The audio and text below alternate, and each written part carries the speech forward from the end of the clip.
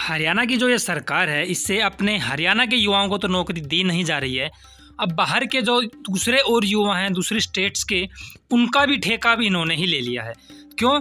अब जो extra marks जो दिए जा रहे थे एचएसएससी की भर्तियों में, यानी सोशो इकोनॉमिक क्राइटेरिया के मार्क्स, अब इन्होंने घोषणा कर दिया कि अब वो जो बाहर के कैंडिडेट्स हैं यानी हरियाणा से बाहर के, उनको भी एक्स्ट्रा मार्क्स देंगे।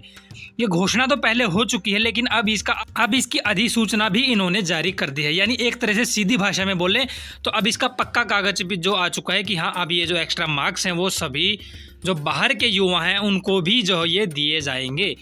ठीक है, तो अब यहाँ पर देखिए खबर जो है दैनिक जो भास्कर का जो अखबार है उसमें ये खबर छपी है कि दूसरे राज्यों के युवाओं को भी सामाजिक आर्थिक आधार के अंक मिलेंगे।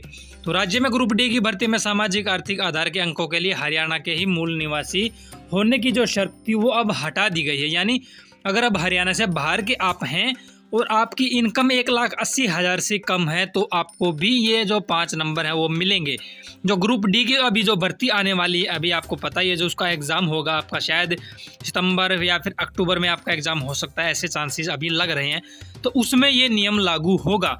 ठीक है, तो अब ये बात आप खुद सोच के देखिए कि हरियाणा के जो युवा हैं जिनका फैमिली आईडी से यानी पीपीपी से जो ये इनकम वेरीफाई कर रहे हैं, वहाँ पे तो इतनी गड़बड़ियाँ साबित हो रही हैं कि भर्तियाँ हो जाने के बाद ज्वाइनिंग हो जा रही हैं, उसके बाद भी उनको हटा देना पड़ रहा है क्योंकि जांच नहीं हो पाई थी।